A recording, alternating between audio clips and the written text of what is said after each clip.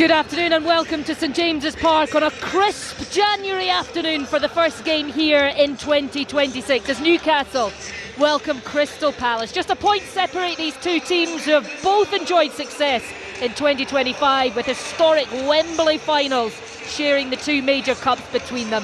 Newcastle ended the year with a 3-1 win at Burnley, and Eddie Howe has admitted this first month of the year is season defining with a whopping 9 games, including today, across 4 different competitions. A less exhausting month for Oliver Glasner, who picked up a point at home to Fulham to start the year, but is looking forward to a less congested fixture list, as he calls this part of the season almost like a second pre-season.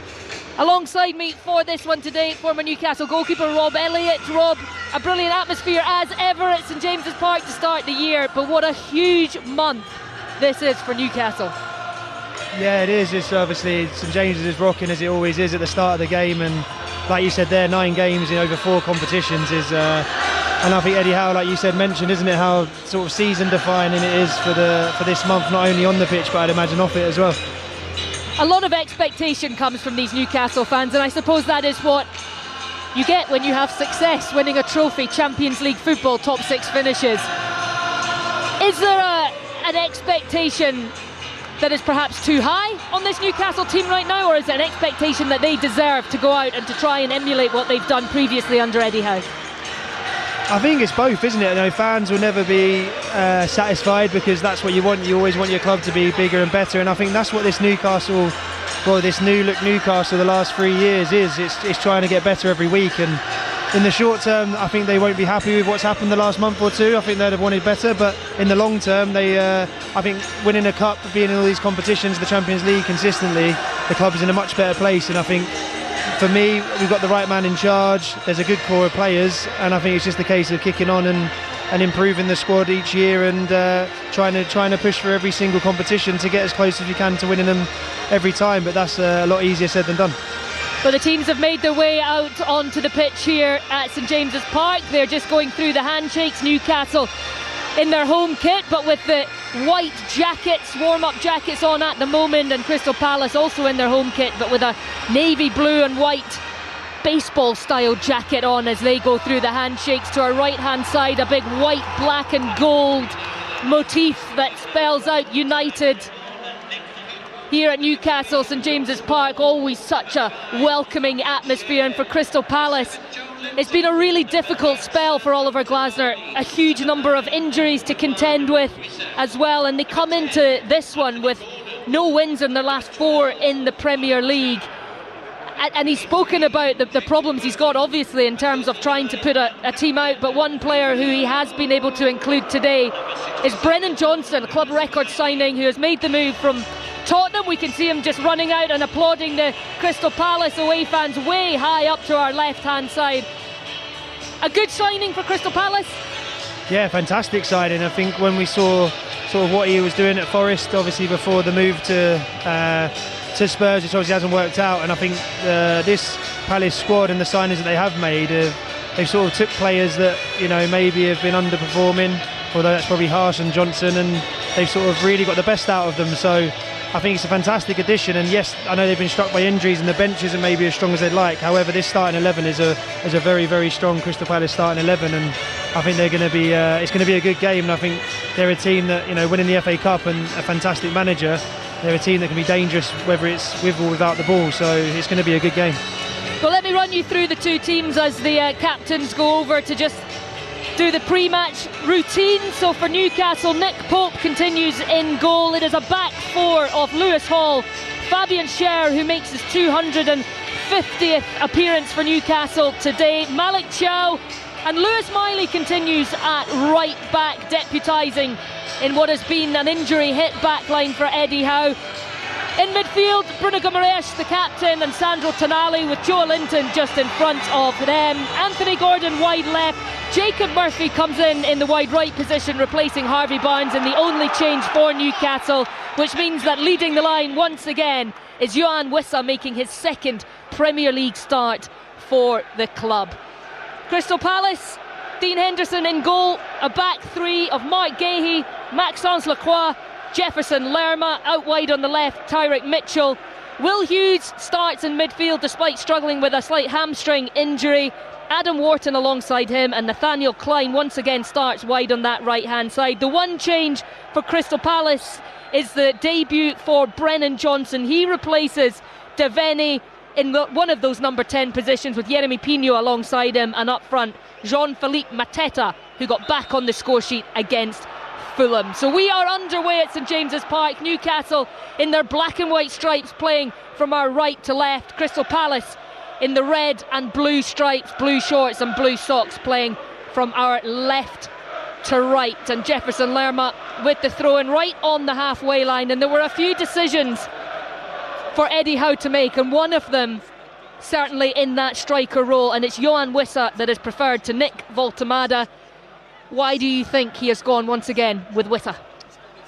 I think he needs to play games, to get his sharpness up. He scored obviously in his last start, and the problem we've got at the moment, I suppose, from a Newcastle perspective, is that you can't start both of them because you can't replace either of them during the game. So I think obviously Eddie Howe's looking at it that he can at least bring Voltemada on to affect it, and I know that there's a real desire from Newcastle fans to see them play together, but I think with the state of the squad at the moment, he's probably erred on the side of having the option of both rather than no option of either if anything was to go wrong. But in terms of the team, I think he's gone back to what's been really successful. Murphy on the right, Gordon on the left, and the three in midfield with Tonali, Joe Linton and Bruno, who have probably helped Newcastle with the reset in terms of getting going again, because that's probably his most trusted, experienced midfield that he can go for.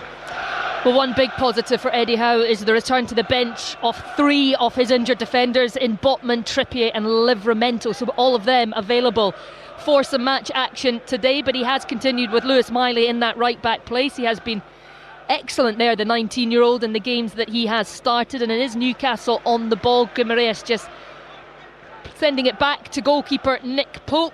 Scher on this left hand side, and Lewis Hall under pressure from Klein gets it back to his goalkeeper. In terms of Crystal Palace, well, Rob, you mentioned their bench is perhaps not as strong as they would like, and they do have just one outfield player over the age of 22. As the ball is played forward to Anthony Gordon, he's up against Gay, he goes inside to Wissa. First opportunity for Newcastle, a first shot from Wissa straight into the arms of Dean Henderson, but that was Newcastle and Anthony Gordon at their best. Yeah, absolutely fantastic. That's what we talked about in terms of the selection he's gone for, the pace and power of Wissa and Murphy and Gordon there, and it makes Newcastle such a formidable team in the fact that in turnovers, if there's space in front of them, they can really hurt you. And I think probably Wissa will be slightly disappointed he's not made the keeper work better there. It's comfortable for Henderson from that angle. He was picked out perfectly by Anthony Gordon down that left hand side. He just cut it back to Wissa, central inside that penalty box, but a shot straight at Henderson. But a first opportunity for Wissa and a first opportunity for Newcastle, and that is a part of the pitch that I think Newcastle fans have been a little bit frustrated. I'm sure Eddie Howe has also been a little bit frustrated with that final third, just trying to get those moments to really click in front of goal. And it must have been difficult losing Isak so late in the window, but it is an area that's perhaps not been where Eddie Howe wants it to be this season. No, definitely, you're spot on. You look at the Man United game.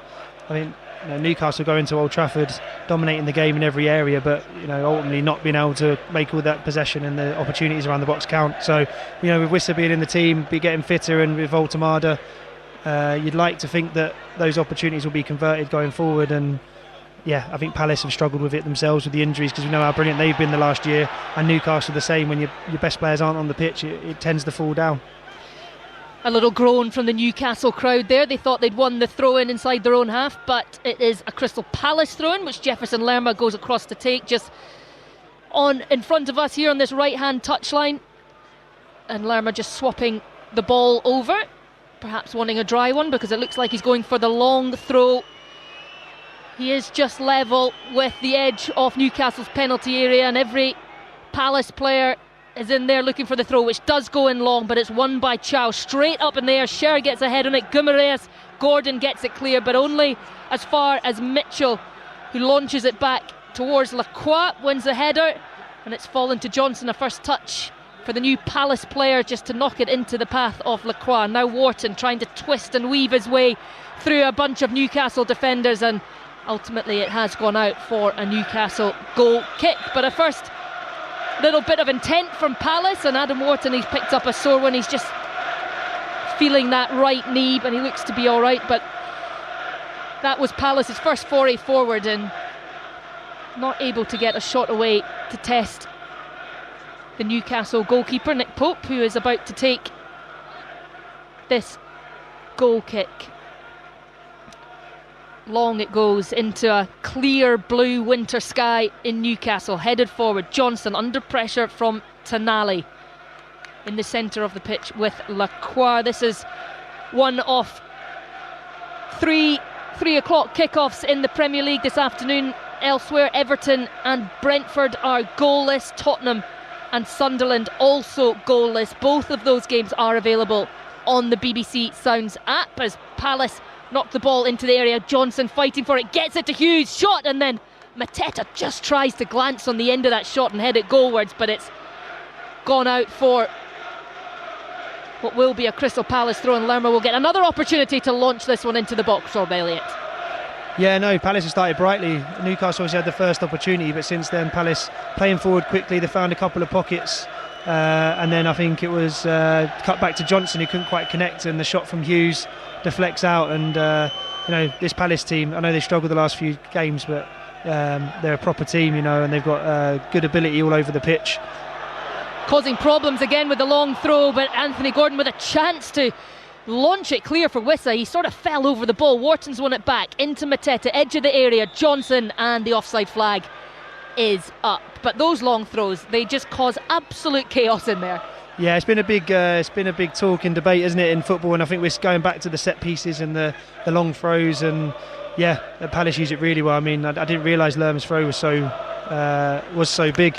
And obviously Palace, coming away from home, want to kill the momentum and the atmosphere and get the ball in the box as much as possible. But I'd say both teams are very, very big, very powerful, both very adept to dealing with it. So it'll be interesting to see, because a couple of times when it has broke from Palace's point of view, if the pass is right from Newcastle, they're in. It was a 2v1 with Wissa and Gordon. So yeah, it's a bit of a chess match at the moment rather than some clear football. It is indeed, because Lerma has another opportunity with the long throw down in front of us. In it goes towards that front post area. Lacroix is battling for it, but Scher gets his head on it. It will be out for the first corner of the match, which will go the way of Crystal Palace. You have been used to being in that situation in the penalty area. Why is the long throw so difficult defensively? It's the pace on the ball. Your best header, you got Tao, Shah. You can only head it so far, so you know that the ball isn't going to leave your 18-yard box. So then it's shots, it's crosses, it's corners, and it just disrupts flow and it disrupts the atmosphere, and it gives you a chance to reset, especially for an away team coming to St James's. We've probably spent 60-70% of the game in Newcastle's half, but the ball's only been in play for half the time. So it's it's a big part of the game, and it's something that I can't see going away, if I'm honest. I think it's the difference between playing in a team and not. Yep, it is back to stay. I think the long throw as Brennan Johnson tries to get the better of Hall, but doesn't, and it goes out for a Newcastle goal kick. And now Newcastle will try and get the ball forward, urged on by this noisy crowd here at St James's Park. Hall on this left-hand side gets it to Gordon on the halfway line, just looking for an option ahead of him, doesn't have one. He's had to come back. Hall now offers the overlap, but the ball is just too far ahead of him, out for a Crystal Palace throw. And it will be frustrating for Newcastle to find a rhythm as well when the game is broken up in that way. That's exactly right, and like you said there, I think it makes you want to go forward quicker than you should, because you think that we've been stuck in our penalty box for the last 2-3 minutes dealing with long throws. So then you force it rather than just keep the ball and try and get some patterns of play, and then Palace are back in again. Poor crossfield pass though from Lerma, cut out by Murphy. He's gone back to Tonali, and Tonali whips it round the corner. Beautiful ball into the path of Murphy, but it is well read by Gehi. Given away though, but the offside flag up against Murphy, and it will be a Crystal Palace free kick. Still goalless around the Premier League in these 3 o'clock kickoffs. It was Leeds 1, Manchester United 1 in the earlier kickoff. Cunha cancelling out an Aronson opener in that game. Later on this afternoon, 3:15, you can have live commentary on 5 Live Sport of Fulham against Liverpool, and that is followed by Manchester City against Chelsea. But here at St James's Park, still goalless, 10 minutes in to this match between Newcastle and Crystal Palace, as Palace try and get something going on that left-hand side through Pina. Eventually back with Gahey and Hughes knocking it into Wharton. And the ball is like a hot potato at the moment. Rob, it's bouncing around all over the place. Neither team really able to get a complete control on this game. No, it's really scrappy, isn't it? And I think the cold and the atmosphere, it's with the set pieces, it's really not got going. I think it's probably, probably the evolution for Newcastle, in my opinion, is maybe gain a little bit more control before they go forward. We've got all this pace and energy going forward, and I think sometimes they're guilty of going a bit too quick and turning possession over, and Palace probably settling it down, but there's not been much quality, is there? It's been really disjointed, and no one's really got a hold of the game and got a real foothold.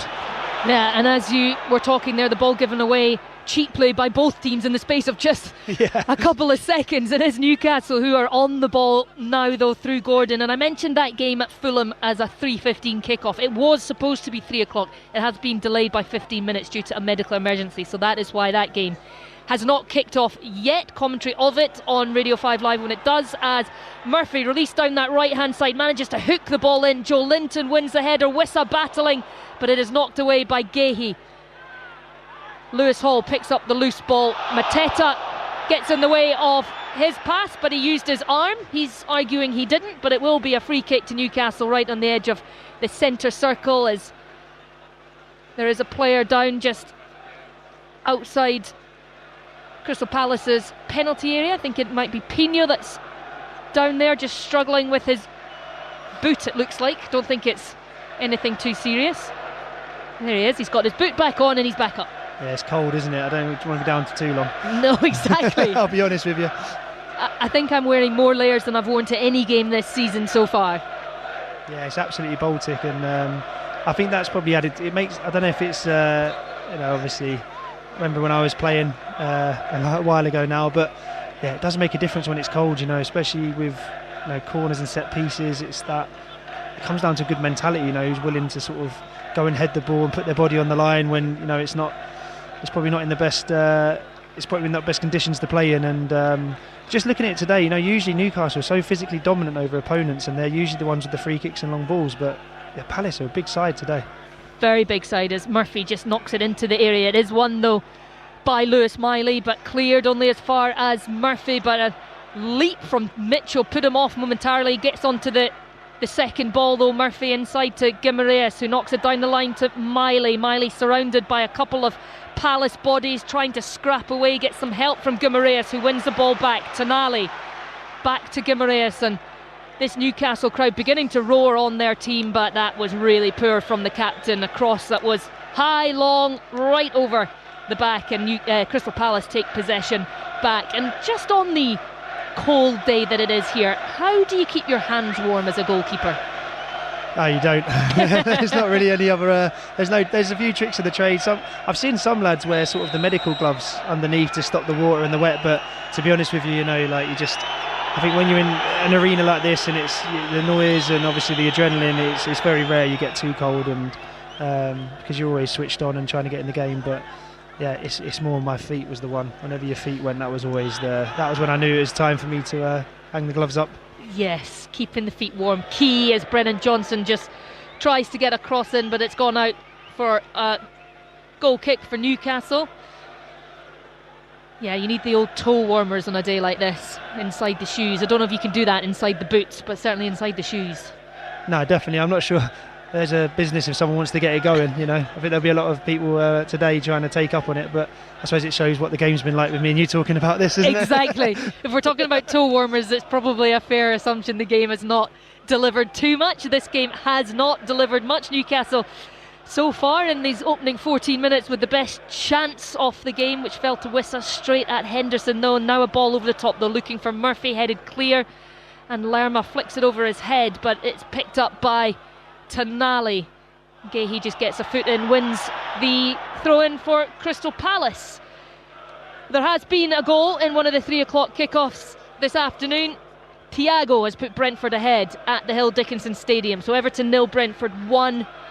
That game is one of 3 o'clock kickoffs that you can hear on the BBC Sounds app. Just go on to the app and scroll for the game that you want to listen to. Everton Brentford, our game here between Newcastle and Palace, and Tottenham against Sunderland. The 3 games on offer before Fulham and Liverpool kick off at 3:15. That one is on Radio 5 Live Sport. Lewis Hall with the throw in deep inside his own half on this near side, left hand side, looking for some options. Joe Linton offers, takes it on the thigh, looks up the line, but cut out by Klein, who is making his 7th Premier League appearance this season, his 3rd start in a row. Nathaniel Klein, the 34-year-old, who is having to put in a shift for Crystal Palace with their injury concerns. Doing very well at it as well, as the two teams again scrap about in the midfield, trying to keep possession. Neither managing it too well at the moment, but Gordon has the ball at his feet now, finds Miley, gets the 1-2, now up for Murphy, right hand side of the penalty area, cut out by Mitchell, and it will be a corner for Newcastle. And again we await some sort of drama in this game. Yeah, the first couple of minutes were exciting, weren't they? We had obviously Wissa's opportunity and a couple of opportunities for Palace with them long throws, and that's probably the first time Newcastle have put 5 or 6 passes together and been able to work it down the right hand side with some good play and get the corner. And I think the other side looking at it is that both teams are set up so well. You know, they're almost cancelling each other out with the press and the defensive structure, and Palace going into a back 5 but then being really aggressive, coming out their holes to go and pick up the midfielders of Newcastle and the runners of Gordon. So yeah, I think it's going to take a moment of either someone really switching off or a moment of real magic and quality to get the game going. Lewis Hall with the corner kick towards the back post. Henderson gets a little hand to it, and Wissa will pick up the loose ball, find Tonali, who launches it in left-footed towards that back post again. Punches as far as Hall, in it goes again. Sher, brilliant save from Henderson to deny Newcastle the opener. That was point blank, great save. Yeah, he's been in fine form, hasn't he, for the last couple of years, and fantastic reaction. Come for a couple of corners, gets a couple of punches and real positive goalkeeping, and then reacts to the second ball from Shah. And I think I think this is where the goals are going to come from, aren't they? You know, ball in the box, bobbling around and get a shot off. Unless someone can sort of produce a bit of magic, a bit of momentum for Newcastle finally. Well, Fabian Schär very close to opening the score as Lewis Hall knocks his latest corner in, headed clear though at the back post by Lerma. Wissa again will pick it up. He doesn't have many options at the moment, having to go backwards to Tonali just outside the centre circle, but he launches it long, looking for Miley, who's still up there, but it will be too long, all the way through to Henderson, who instantly tries to launch an attack with Mateta, and it's Mateta up against Tonali, edge of Newcastle's penalty area. The Italian does so well, keeps his calm, keeps his cool, and now brings the ball forward, drops it into Miley, back with Thiaw, but that was very good defending from Tonali, who's taken a little bit of stick, you could see, from the supporters, as Wissa now clear into the area. He's got Gordon alongside him. Gordon puts it into the net, and the linesman has his hand to his ear, but at the moment the flag stays down, and Anthony Gordon is celebrating in the corner with Wissa. Brilliant from the two of them up front. Wissa, very unselfish to play in Anthony Gordon there to open the scoring. Yeah, it's brilliant from Wissa, the ball to Gordon, who has to sort of take a couple of steps, because I don't think he was expecting him to square it. But firstly, the defending from Tonali to stop the counter, and then the ball from Bruno through. Like we talked about, just a little bit of magic. Bruno with the outside of his foot splitting the defence, and then Wissa's awareness to be able to slide it to Gordon, and probably just felt last couple of minutes Newcastle momentum building, and Palace will be disappointed because they've started well defensively. Well, it is a first Premier League goal from open play for Anthony Gordon since the 15th of January last year in a win against Wolves. He has been struggling on the goal front, a couple of penalties this season, obviously been superb in the Champions League, but that will do him the world of good, scoring from open play as he looks towards his bench. There is going to be a wait here, because they will be checking this offside. I said it as soon as the ball hit the net. I wondered if he was onside. First of all, if Wissa was onside, with the ball from Bruno Guimaraes, but this will be an interesting moment. Yeah, I think Wissa's okay. I don't know if Gordon's just strayed where he didn't think Wissa was going to pass it, but actually Wissa might be off looking at it here, but so it might even be stopped. Yeah, they're just checking initially with Wissa, who does look to be slightly ahead of play. He was indeed ahead of play, so no goal. We are still goalless here at St James's Park. But that was an indication of how quickly Newcastle can turn defence into attack. Yeah, it was, and it's good signs for Newcastle. It's a warning for Palace that they've got away with. It's one of them ones where Wissa his feet are in the same line as it might be Guy, but he's leaning his shoulders off. But it shouldn't take that long to get the decision. You know, the linesman should check it straight away, and we should be playing. It's taken 3-4 minutes for an offside. You can see it on the screen there. It literally is within. He doesn't actually look offside, does he? Yeah, it's a mad one. You can't tell from this angle. It looks to be his shoulder that is off, which is why there are a huge number of boos ringing out around St James's Park, because it was his feet. Certainly his feet were onside, but it was the top half of his body that was deemed to be offside. So Crystal Palace from the free kick, launching it forward, looking for Klein, but Hall wins it. That will be a frustrating one for Newcastle. You could certainly hear what the fans thought of it. I wonder what Eddie Howe will think of it, but ultimately the offside rule is the offside rule. Palace now starting something with Mateta in the penalty area, headed out. Now Crystal Palace have a corner, and still the Newcastle fans venting their frustrations. Yeah, they're frustrated, and I get it. It's frustrating for any fan when your team gets a goal chalked off of leaning a little bit too far, I suppose is the only way I can put it. But just obviously Adam Wharton, a fantastic ball into Meta there, and he's been a big part of this Palace success. He's a seriously talented lad, and just that ball there around the corner gets Palace the corner. And it is Adam Wharton whose corner goes into that back post area. It is out behind, and it will be a Newcastle goal kick. And Adam Wharton, one of those players who will be hoping that his performances this season potentially can get him on that plane to the World Cup. Do you think that he has done enough to be part of that England squad? Absolutely. I mean, in my opinion, I think he's probably. I'd be thinking if I was him, can I be starting in the first game, not just on the plane? Well, Crystal Palace on the move again. Lovely little ball through from Wharton into the path of Pino, but he doesn't get the shot away, and it will be another Crystal Palace corner. The challenge coming in to deny the Spaniard a shot just at the final seconds. Again, though, really good play from Wharton, and he finds those little pockets of space and just those little delicate balls through the lines, as he did there for Pino. Yeah, he's got great receiving skills. He can play from behind. He can play sort of deeper, and when he's higher up, I think it's his best position, because he does play them lovely little balls into the box for Mateta especially. That ball into the box cleared by Joe Linton, only though as far as Mitchell, but he's going to play it all the way back to his goalkeeper. Henderson wearing a light blue kit, and you can see the blue leggings that he's got on underneath. I would certainly be having a couple of pairs of them on, I think, today, but Nick Pope, he's gone with the bare skin as Lerma picks it up, but he's just brushed off the ball. Joe Linton to Hall, and now Gordon, Joe Linton. Newcastle just trying to build down this left hand side, keeps possession well, and now Tonali spreads the play, looking for the run of Murphy. That is a beautiful ball. Will Murphy get there before Gahey? He doesn't. Gahey heads it back calmly to his goalkeeper, but really nice vision from Tonali to try and open the play up there. It is, and I think that's, I'm going to contradict it. It's a fantastic ball and the right idea, but I just think Newcastle need to find an extra pass and just get a bit of composure and get up the pitch, because when they turn it over to Palace just seem to be able to get into Newcastle's box quite easily, whether it's from set pieces or long throws. So I feel like Newcastle just need to get a little bit of control back in the game to take the sting away, because Palace always look a threat, don't they? They've got goals in the team, and they haven't quite got Johnson and Pino into the game yet, but I think when they do, they can cause problems.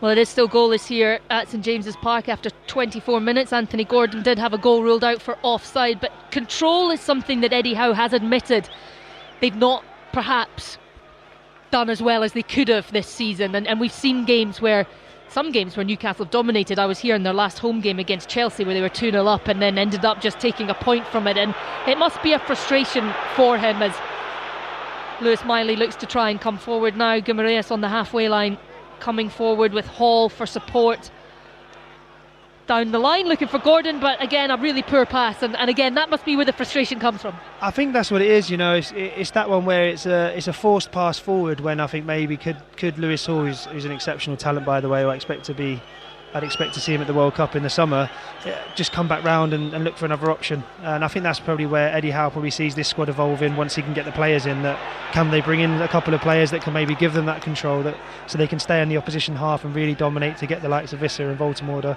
consistently around the box. But considering where he took over 2.5-3 years ago to, or it might be 3 years ago now, mightn't it, to where the club is now, it's I suppose Newcastle fans, forgive me for saying we can't expect too much too early, even if it has been 3 years and at least a trophy won. I'm going to make you feel old. It's 4 years. It's 4 years. Oh god. Lewis Hall released by Anthony Gordon. He's heading up to the Palace penalty area, tries to get the cross in, well balked by Lacroix, and Gordon is down, asking the fourth official why nothing was given, but he managed to get the ball away to Hall, then got the late challenge. Newcastle though with the throw in up near on the edge of Crystal Palace's penalty area, and Hall just throws it to Gordon, back on his feet. Tonali into Theo in the centre circle, looking for options forward. He doesn't have many. There's not a lot of movement for him ahead, Malik Chow. They seem to be quite static, Newcastle. Yeah, they are. I think Palace are condensing the pitch really well. They're really organised, as you'd expect. And they're making it difficult. I think they know if they leave space in behind for Newcastle that they will exploit it. And I think that's probably been the challenge for Eddie Howe on this Newcastle team now. His team's giving them that respect and sit off them and say, right, try and break us down. And that's probably the challenge, isn't it, for this Newcastle squad going forward, and for Eddie Howe, is in figuring out how they do that. And I think that's where Voltemada's signing come in my head, that if teams are going to sit on the edge of the box and let you have the ball, then that's where the crosses come in and the physical presence from the big man there. But just really impressed with Palace. I know they probably haven't been on the run they want to be, but they've been nothing short of exceptional, haven't they, the last year or so. And you can see there's a team that's really, really aggressive, considering a lot of these players are being touted around this January as well. They are indeed. A number of players linked with moves away, as is Oliver Glasner himself, but he's really been hit with severe injury problems.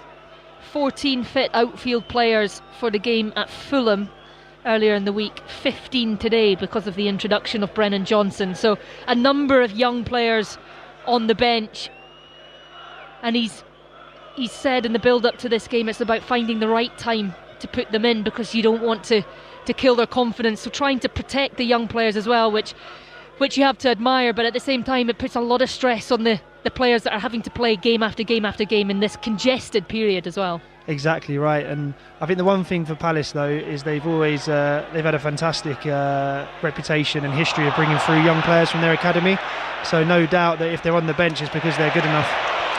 Well cut out by Hall as Wharton tried to find Johnson. The challenge comes in for Lerma, and it's actually going to be a Crystal Palace free kick. Lerma is down, and the referee today, John Brooks, is asking Lewis Hall to come over.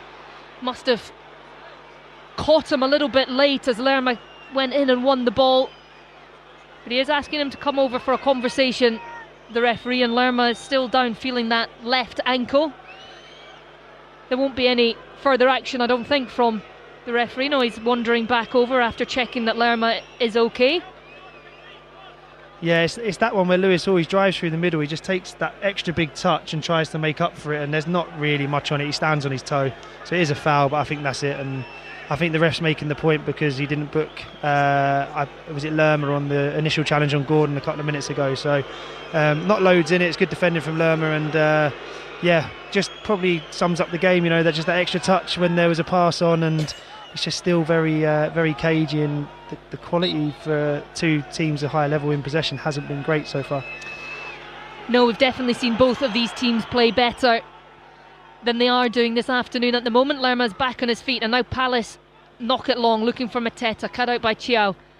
and Hall on the ball again, but he's taken a heavy touch. It falls kindly for Tonali though, and now Joe Linton can drive forward, finds Wissa, beautiful little flick with the outside of the right boot into the path of Gordon, and Gordon trying to return the ball to Wissa, but it's cut out, and eventually Lerma can just prod it clear. Johnson with a little bit of a risky one inside, but Palace end up getting it clear, and it has gone out for a Newcastle throw in. And neither team, I mean, it is cold out there, and you wonder if, like you said, that can have an effect on things, because it just feels like nobody's able to get the ball under their spell at all. It's bouncing off players and bouncing around out there on the pitch. Yeah, it is, and I do wonder, the pitches obviously, Mick the groundsman does an unbelievable job with it, but when it's that cold, even with the undersoil heating, it's not going to be as fluid, and there's been a few bobbles and bounces, and I think that's probably slowing the tempo of the game in terms of the passing. Handball from Joe Linton as he tried to get the ball off Mateta's toes, so a free kick to Crystal Palace midway between the edge of their penalty area and the halfway line.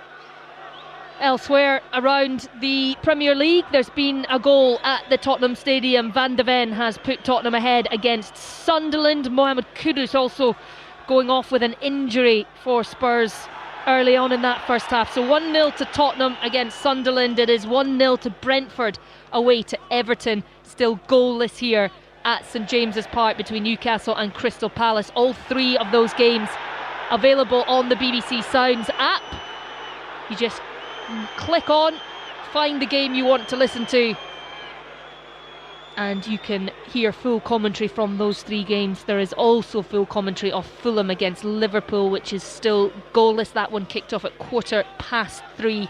A slight delay to kick off at Craven Cottage due to a medical emergency, but they are underway now. And earlier on this afternoon it finished Leeds 1, Manchester United 1 in the early kick-off. Manchester City against Chelsea is the 5:30 game. Full commentary on Radio 5 Live from the Etihad as the post-Maresca era begins for Chelsea. And as ever, you can see all the goals from across the weekend on BBC Match of the Day tonight. That is with Gabby at 10:30 on BBC One. But here at St James's Park, still goalless, and we are still really awaiting some sort of control and dominance in this game. It has been quite frantic stuff, particularly in the midfield area, but neither team able to exert any sort of dominance or any sort of control on proceedings. No, not at all. I think Palace have got it back into this sort of 5-2-3 defensive shape, and they're doing it really well. Newcastle find it hard to break down. Free kick given away by Brennan Johnson, again taking too many touches. Gordon nicks the ball off him and Brennan Johnson just pulls him down, and that's going to earn him the first yellow card off the game for the record club signing from Crystal Palace. £35 million they paid Tottenham for his services earlier in the week, beating their previous club record signing of Christian Benteke of £27 million. So Brennan Johnson giving away the free kick. It is around 25 yards or so out on this left-hand side. So Hall and Gordon both standing over it as they prepare to knock it in towards the penalty area where all the big boys have come up from the back. In it goes, looking for Chiao, but it is cleared poorly by Pina from the edge of the box. Tonali wins it, but there's a player down. In fact, two players down. Chiao is down, and also I think it's Lerma from Crystal Palace who hasn't moved much since taking that head knock, and Henderson calls on the medical staff straight away. So we will have a little break in play here. But in terms of Brennan Johnson, we've seen a little bit of him in a game that's not been particularly easy for his position to have an influence in, given the number of turnovers that we've seen in possession. But he is an out-and-out winger, or he was an out-and-out winger for Spurs where he had his successful season last season. He's going to be playing more like one of those two number 10s for Spurs, the way that Oliver Glasner sets his team up. How do you think that he can adapt and fit into the way that Crystal Palace play?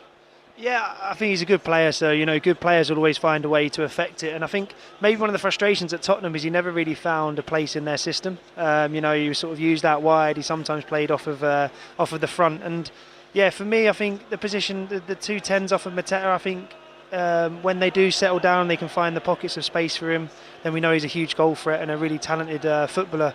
It's been really hard for any sort of the attacking players to really get into the game today, because I suppose on the flip side, both teams defensively are very, very solid, powerful and organised, and it's been difficult for both sides to get any sort of patterns and break each other down. But I think what we hope to see is all these very gifted, talented players, the attacking players on both teams, come into the game more, because it's been very like we said, it has been cagey, and it's been a bit below the standard we'd expect for these two clubs. Well, Malik Thiaw is up on his feet, wandering over to the touchline here, but there is still concern over Jefferson Lerma, who has moved. He's onto his back now, but still getting some attention. It looks like he must have taken a fairly heavy knock. So I'll use this little break to tell you about another goal around the Premier League. It has come at Craven Cottage, and it has come for Fulham and Harry Wilson. So Fulham leading Liverpool by 1-0. He's been on a great run of form of late, Harry Wilson, so he's put Fulham 1-0 up. Tottenham still lead by 1-0 at Sunderland. Brentford are 1-0 up away to Everton. Still goalless here at St James's Park, and it was 1 apiece between Leeds and Manchester United. Manchester City against Chelsea coming up at 5:30, and after that 6:06 with Robbie Savage and Chris Sutton, so you can get your calls in. Lerma up on his feet, being helped off the pitch to that touchline behind Henderson's goal. So we will be getting underway again, but hopefully Lerma will be able to return to play. But with the head knock, you have to take your time and take no chances. No, definitely, and then there's obviously a big collision between the two of them. But I think they're arguing over who got the ball. I think they stopped the play whenever the ref stops whoever's in possession. So Newcastle, I think, won that argument. They did win the argument, and Tonali knocks it back to Miley, and now Hall moving forward to Gordon on that left-hand side. So Crystal Palace momentarily down to 10. Thiaw as well off the pitch here, but he is ready to return once he gets the thumbs up from referee John Brooks, as Palace win the ball back, edge of the area. Lovely little cut inside, chop from Lacroix to clear the ball and find Pino with it. Now Palace are able to come forward. Wharton, little reverse pass into the path of Hughes. He's got Pino ahead of him and just got a little touch to take it away from Miley. I thought there was too much on the pass, but Pino does well. Looks inside for the run of Gahey, which I don't think Gahey expected, and Newcastle through Miley are now able to get the ball clear. And it isn't going to be a return to the field for Jefferson Lerma, because down in front of us, JD Canvot is preparing to come on, so he will replace Lerma at the back. Yeah, he's obviously taken quite a bad whack. I think when the collision first happened, Lerma was definitely the one who seemed in more distress. Obviously Thiaw's come straight back on, and I think, is that Tonali, I think, is down. I think he's gone to receive the ball. I think Klein's gone through the back of him. It looks like he's got a knee to his lower back, and they can be quite painful as well. And just a bit disrupted the game now with a few injuries and stop-starts. So probably someone needs to get a hold of the game, get some flow back, and otherwise it's going to peter out to half-time, and I suppose it will come down to which team set up better for the second half. Yeah, Tonali just moving a little gingerly away, and on a cold day every single little knock feels a little bit worse, and you can actually see just around where the advertising boards are around the pitch here at St James's Park a white dusting of, I don't know if it's snow or frost that still lies on the ground, and it is bitterly cold here this afternoon. But Tonali is back up on his feet, so JD Canvot will just settle into that right hand side of the back three position, but he's lost out to Joe Linton, who's got support from Guimaraes. Now back with Scher. Scher goes long looking for Wissa. Wissa does well to get on the end of it, but it's a heavy touch. It was a fairly heavy pass to him, and now Mateta's able to try and run at Thiaw, but the big defender does really well and wins the throw-in for Newcastle, and he's been an excellent addition, Malik Thiaw. Yeah, he's been the best signing I think Newcastle have made since Eddie Howe's been here. I honestly think he's one of the best defenders in the league, if not the best, and He's just got absolutely everything. He's brilliant on the ball, he's quick, he's good in the air, he plays every game, and yeah, I think he's gone under the radar a little bit, his signing, but I don't see many better. You know, he talks about the likes of Gabriel, for example. He's definitely in that category, and he's a real coup, because I suppose for 30 million, I believe it was, that's in today's market, staggeringly, that's not a lot of money for a Premier League player, and he's a top defender. He was certainly forced into settling in quickly given the injury problems that Eddie Howe has had at the back, and he's done exceptionally well in there, as has Lewis Miley in this right back position as he scampers away from Will Hughes up this right hand side. He's got Guimaraes for support. Lovely ball to Wissa, tries to chop it back into the path of Gordon. Beautiful little pass into his path. He was a little bit too tight an angle for him to take the shot on, looked for the cut back, and Palace get it clear for a Newcastle corner. Yeah, it's brilliant from Miley in the first place, driving down the right and finding Bruno in the middle, and as it has been for so long, whenever Newcastle do find Bruno and he's got time and space, then yeah, things happen. But I suppose they'll be pleased in terms of the fact that every time Bruno's gotten the ball, they've managed to get Wissa in behind. His movement, he looks sharp, he looks lively, but it's good defending from Palace. Just, I think it was Guy stayed with him, saw him off the pitch and blocked it out for a corner. Into the final 5 minutes of the opening 45, still goalless, but Newcastle with the corner, which Miley throws into the box. Two bodies go down in the area. Malik Chiao is complaining to the referee, saying that it should be a penalty for Newcastle. The referee has brought him and Will Hughes over for a conversation, but certainly the minute the ball headed in towards the area, the two were down, and a little bit of sorting out for John Brooks to do here, and the crowd around the back of Henderson's goal adamant that should have been a penalty. Do you know what? The referee blew his whistle, so it was in play when the collision happened, and when that, technically, it's you could have an argument for it, but I think he's done the right thing. He just told him to cut it out and then get on with it. Well, the initial corner cleared to Hall, who's got a brilliant effort, punched clear by Henderson. Joe Linton tried to win it, but Mateta got it clear. What a strike from Lewis Hall, stung the Palms, that must have. Yeah, great sight coming in on his left foot after the initial corner, and Henderson took no chances, did he? Just chopped it away, and Palace clear, and then Newcastle were coming again. Finishing the half strongly, Newcastle. Sher with it on this left hand side, back with Lewis Hall. They've had a couple more glimpses in these last 5 minutes or so than Palace, but it's been a pretty even half, and by even that means not much to really get excited about from either side. But Newcastle, the team at the moment, who are trying to make that change before the break.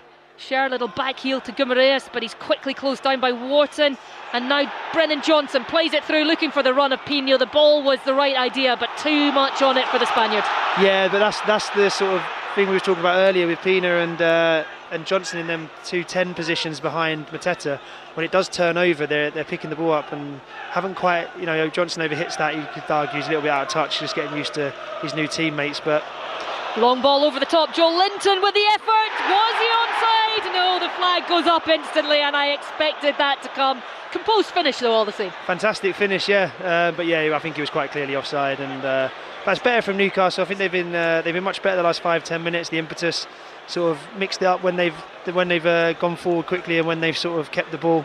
My only worry for Palace, I suppose, is that a lot of the players are either coming back from injury or carrying knocks, and they haven't got lows to replace them, and losing Lima already it puts them on the back foot. So I do wonder if the attritional side of the game sort of favours Newcastle, because they are the one thing Eddie's teams are, and this Newcastle team is got loads of energy and pace and power. So it'll be interesting to see how Palace can deal with that as the game goes on. Yeah, well, Canville coming on is a 19-year-old, one of 7 outfield players named on the bench, as Will Hughes takes aim, but his aim is high and well over the top. So yeah, one of 7 of 8 outfield players that Crystal Palace have on their bench that are the age 22 or under, a number of teenagers amongst them. A great opportunity for them to experience match day environment and all of those sorts of things, and then if they can get some time on the pitch as well. But from Oliver Glasner's point of view, he would rather have maybe a few more tried and tested on there to be able to bring them on and try and change games. Yeah, definitely. And the obviously with Glasner's situation in terms of not signing a new contract, his focus is probably solely going to be on getting the best results in the short term. And I think once that's resolved, then maybe the longer term planning of the academy players can come into effect. But just looking at Palace now with the setup, they're being a bit more aggressive in terms of the press, trying to stop Newcastle, and I think it's given Newcastle a bit more impetus and a bit more space the last 5 minutes or so. I'm not sure if that's a message from the sideline, but it definitely seems a bit more open. Wharton just trying to wriggle past a couple of Brazilians, and he actually manages to keep hold of possession despite Joe Linton and Guimaraes' best efforts. Now Johnson down this right hand side into the right edge of the penalty area, looking for Mateta.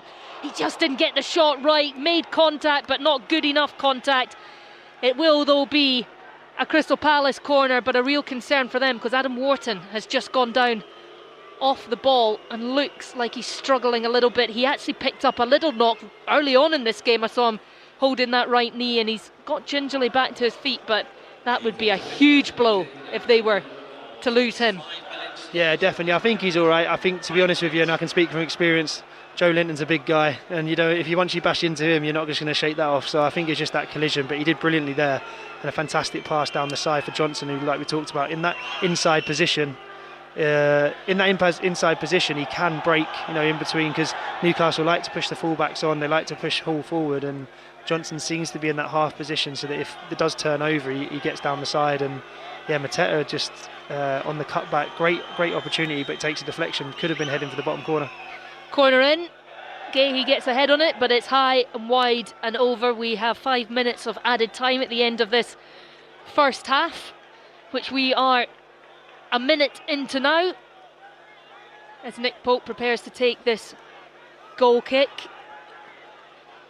So still goalless here at Newcastle. This is the only game of the Sunday games in the Premier League that have kicked off so far that has yet to have any sort of goal scored. I was going to say goal with action. We have had a little bit of that. It'd be a bit harsh to say we haven't had any of that, but certainly not too much to get excited about as the ball goes over the top looking for Anthony Gordon, but Henderson will claim that. So Leeds finished 1 apiece with Manchester United in the early kick-off. Brentford lead against Everton.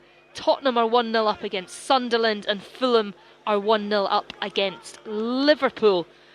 As Scher just nods the ball clear. Lacroix, his poor header is poor and goes straight to Tonali. Now Guimaraes. He's got the run of Murphy down that right-hand side, but it was well tracked, so he opts for Lewis Miley, still in that right-back position, although Kieran Trippier and Tino Livramento both on the bench again today for Newcastle, so his days as a right-back may be shortened. He has been an excellent stand-in though, as Hall finds Gordon. Gordon looking to thread it through for Wissa. It's cleared by Lacroix. Shouts of handball, nothing given, as Malik Chow gets on the ball in the centre circle. Looking for the pass to Gordon. Gordon flicks it inside again, looking for Wissa, but it goes all the way through to Henderson. Two very different strikers that Newcastle have the options between, with Wissa and Voltemada. Do you feel like Wissa is a closer replacement to Isak, with him trying to run in behind, playing balls in behind, rather than Voltemada, who seems to like it more to his feet? Yeah, they are literally your old school bigger than little one, aren't they? But no, I think this has definitely added that threat, so it's creating more space in between for Gordon to get on the ball in pockets. Palace have dealt with it reasonably well in the main, and I think the conundrum for Eddie Howe is, how do you get both of them in there, and where do you sacrifice that player? Do you lose a midfielder? Do you go free at the back to make it sort of a 5-3-2? And I suppose that's probably what we're going to see in the upcoming months, because I do think that both of them on the pitch could be a real handful, but your likes of Gordon and Barnes, Murphy, you've got to sacrifice one of them, or a Joe Linton, for example. So yeah, it'd be interesting to see, but I think from a Newcastle point of view, I think the fans are really excited to see that. Yeah, certainly they would love to try and see as much firepower on the pitch as possible. They have an incredible schedule coming up, Newcastle. Games coming thick and fast as Murphy tries to race clear, but he's stopped in his tracks by Lacroix, who finds Wharton just outside the centre circle, trying to move the ball forward. Does through Hughes. Now Pino, he's got the overlap, but he goes inside to Hughes, who's continued his run, and that's unlucky from Will Hughes. Beautiful run, perfectly picked out, and he tried to just caress it into that far corner, and it's just gone wide of Nick Pope's far post, and the goalkeeper was absolutely left stranded there. Yeah, brilliant play from Will Hughes and Pino. I was with Will Hughes at Watford, and he's a seriously underrated footballer, you know, both in terms of his defensive capabilities and attacking. I suppose probably just them goals that he got when he was younger at Derby that have lacked in sort of the Premier League, but I think he's only got a couple of Premier League goals, which we always used to like to remind him of. But no, it's brilliant play there, and just shows the threat Palace can pose when they do get a chance to get forward in good areas. Yeah, real leader for Crystal Palace on and off the pitch, Will Hughes. And he very nearly had a third Premier League goal of his career there. It is two he has. Yeah, I'll message him later and remind him. But no, a seriously good play. You know, we be honest with you, as a group, we were devastated to lose him both on and off the pitch when we got back promoted to the Premier League, because we just knew how important he was for the team. And it's a fantastic coup from Palace. I think maybe £5 million. So very good acquisition, but probably should have scored. Yeah, that is as close as Crystal Palace have come to opening their account here at St James's Park. The half-time whistle has gone, so it is 0-0 at the break. And it's not been a game that has been littered with too much in terms of goal-mouth action. Anthony Gordon had the ball in the net, but it was ruled out for offside. Their best chance probably came from Wissa. Gordon down the left-hand side picked out the striker in the opening minutes of the game, but his shot straight at Henderson, and then there was that effort from Will Hughes right before the break. Palace's best attempt of the game, and possibly should have done better, but a great opportunity all the same. Lovely play from Crystal Palace. But Rob Elliott, it's been not an entertaining first half, but it's been an interesting first half, and it will be a hugely interesting half-time team talk from both managers, which may be the key to trying to unlock this one. Yeah, definitely. I think two top managers got their work cut out in terms of how to figure out breaking each other's teams down. Henderson's probably been the more work goalkeeper, but other than the two offside goals, not to a point where you think he's been really stressed. And probably the story for Palace is half chances or just missed chances. I wouldn't say that's a half chance from Hughes, much higher than that. So no, looking forward to the second half, because I think both teams know they can improve, and hopefully it improves so we can keep a bit warmer and get some action in. Well, let's go and get a hot cup of tea to get us going for the second half, which hopefully will give us more in the final third. At the break here at St James's Park, it is Newcastle 0, Crystal Palace 0. Welcome back to St James's Park for the second half, still goalless after a first half that didn't have a huge amount of opportunities in the final third for either side. Newcastle kicking us off for this second half, playing from our left to right. Crystal Palace just knocking the ball out for an early Newcastle throw-in on that far side. No changes at the break for either side, so let me run you very quickly through the two teams. Nick Pope in goal for Newcastle. Hall, Sher, Chiao and Lewis Miley make up the back four. Guimaraes and Tonali with Joe Linton ahead of them. Gordon on the left, Murphy on the right, and Wissa leads the line for the hosts. And it is not forward for Mateta, just doesn't get on the end of the header. Mitchell finding Pino inside to Mateta, puts a hand in the face of Tonali, who goes down and wins a free kick for Newcastle. Crystal Palace lining up Henderson in goal, a back three of Gehi, Lacroix and Canvo, the 19-year-old who replaced Jefferson Lerma, who went down with a head knock in the first half. Mitchell on the left wing back, Klein at right wing back, Hughes and Wharton in the middle with Pino, and a debut for Brennan Johnson in behind their main target man, Jean-Philippe Mateta. Rob Elliott alongside me again for this second half, and it's not been a game that has been outstanding, but it is a game very much that is there to win for both sides. It would have been really interesting to see what happens in this second half in terms of what they've been asked to do at half-time. Yeah, definitely. I think be interesting from Palace with Johnson and Pino, whether they'll be a bit more braver, stay alongside Mateta for longer, because the back five and the midfield two, Wharton and Hughes, seem to be able to be dealing with quite well the midfield three of Newcastle. So I think the joy Palace have had has been when the ball's turned over and they found Pino and they found Johnson in them spaces. So it looks to me like they have started a bit more aggressively, and I suppose we'll see if that pans out for Palace. Klein just knocking the ball down that right hand side, but it's deflected out, so it will be a Crystal Palace throw in.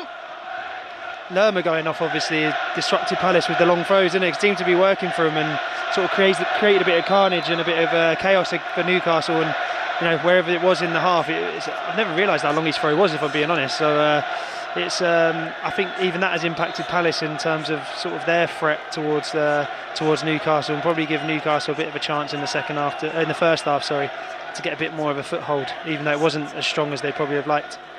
Yeah, those throw-ins from Lerma were causing all sorts of problems in the first half, and just watching Nathaniel Klein over on that right-hand side, he's walking very gingerly after that clearance, and it is a bitterly cold afternoon here in Newcastle, and that can be the worst thing about the half-time break. You're warm out there in the first half, but just when you get back into the cold and go back out, it can be a little bit of a concern. And Nathaniel Klein, 34 years of age, not saying that that's old by any stretch of the imagination, but I wonder if that's maybe what he's just feeling at the moment. Yeah, he's a nipper really, isn't he?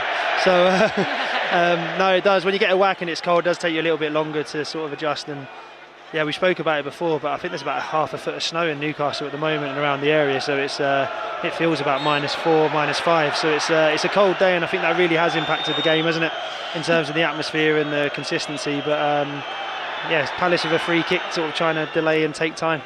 Yeah, delay too much by Pinot. Was shown the yellow card before he launched that one into the penalty area. Newcastle trying to get it clear. Tonali now does so from the edge of the area, but straight to Mitchell, who launches it back towards the area, cleared by Joe Linton. Now Tonali gets on it, and Murphy will try and scamper clear as he plays the 1-2 with Guimaraes. Looking long for Wissa, but it's well cut out by Hughes, who had that brilliant opportunity for Crystal Palace right before the break that went just agonisingly wide of Nick Pope's far post. That was Palace's best opportunity of a first half that didn't have a huge number for either team, and already the start of this second half, Rob, it's again turnover of possession after turnover of possession. Yeah, I suppose they're cancelling each other out, I suppose is the best way to put it. The systems and the shapes, they're slightly different, but they seem to be matching each other up more than they are actually hurting each other. I think it's the changes that are going to win this game now. I was a little bit surprised that he might not have made a change at half-time, Eddie Howe, but I suppose he probably knows the fitness of a few of the players where they're at. Oh, good ball from Johnson. I thought Mateta was going to get on the end of that. Pope did really well to come out and grasp it right in front of the towering Frenchman, but it was a lovely run from Brennan Johnson, and that is the threat that he carries as Guimaraes tries to release Wissa, but cut out by Lacroix. Brilliant though from Johnson. A first real opportunity we've seen of him being able to drive at that Newcastle defence with the ball at feet. Yeah, I think they are definitely going to be braver, Palace. Pina and Mateta, as we see here, with Mateta picking it up, staying closer to him, and they are causing a few problems. That one cut out by the ever impressive Malik Thiaw, and Newcastle win back possession, trying to just gain a little bit of control in this match as we see Justin Devaney down in front of us, and I wonder if that is going to be for Nathaniel Klein. We'll find out. Devaney lost his place in the starting lineup today with the arrival of Brennan Johnson as Tonali gets the better of Lacroix, but he recovers well. It will be a Newcastle corner, and that's got the home support off their seats a little bit. Yeah, I think Klein, he wasn't tracking back there, so I don't know if he is struggling and trying not to get himself more injured. And it is him coming off. So yeah, seems like he might have something more than just the knock, and I know he might have been one of the ones that have been struggling recently, so managed to get through sort of 50 minutes today.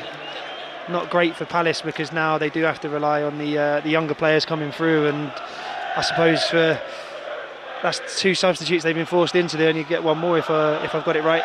Yeah, it is indeed. 2 injuries, the first to Jefferson Lerma and now Nathaniel Klein, so it'll be interesting to see where Justin Devaney goes. Will he just fit into that right wing back position? He has been playing in the more of the number 10. Newcastle with the corner, though, clawed away under pressure by Henderson, who's looking towards the referee, but it will be another corner for Newcastle. And I know there is a lot of protection of goalkeepers, but I don't think there was too much impeding him there, Rob. No, it's just good goalkeeping. You're going to get big bodies around you, you've got to deal with it, and I think what he's done well today, Henderson, is he's made that decision early just to punch or claw things away and take no risks. But I think this was my sort of worry for Palace, and probably what gives Newcastle the edge is that as the game goes on, the changes that are made, I think Newcastle probably get stronger from the bench, and Palace are going to have to find a way to deal with that and make sure that the players stay on the pitch as long as possible. Well, they have an opportunity to break now through Pino. The corner kick won, and Pino finds Brennan Johnson on the halfway line ahead of the Newcastle back line, who got back really quickly, and it was the impressive Lewis Miley who was able to win the ball off Johnson before he released Mateta. And now Hall comes forward. Murphy on this right hand side cuts back in field looking for an option, which he gets from Miley. And now Chiao.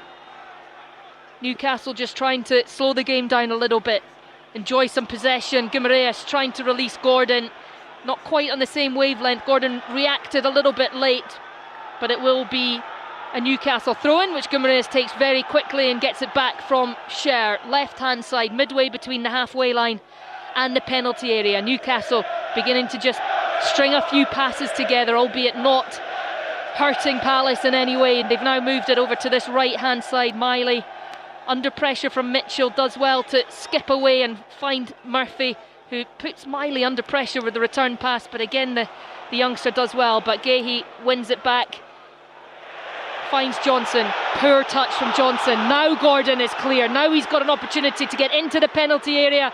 He had the option of Wissa inside him, which he didn't take. It's a little bit wasteful from Anthony Gordon down that left hand side. It's gone out for the Crystal Palace goal kick. Yeah, it is, and I think maybe the frustration of the offside goal maybe getting to him, because he hasn't scored in open play for, I think, how long was it? 15th of January last year, so just under a year. That's a long time for sort of someone with a number 10, with the number 10 on the back of their shirt, and in the Premier League. In the Premier League, yeah, of course. And he's such a fantastic talent and player, and he's been excellent for Newcastle, but he just has lost that confidence in front of goal, which you'd expect. So I think for Gordon, probably going back to basics and just getting his shots off early and creating pressure. Johnson skips away, tries to find Pino in the middle. Great cover tackle from Miley.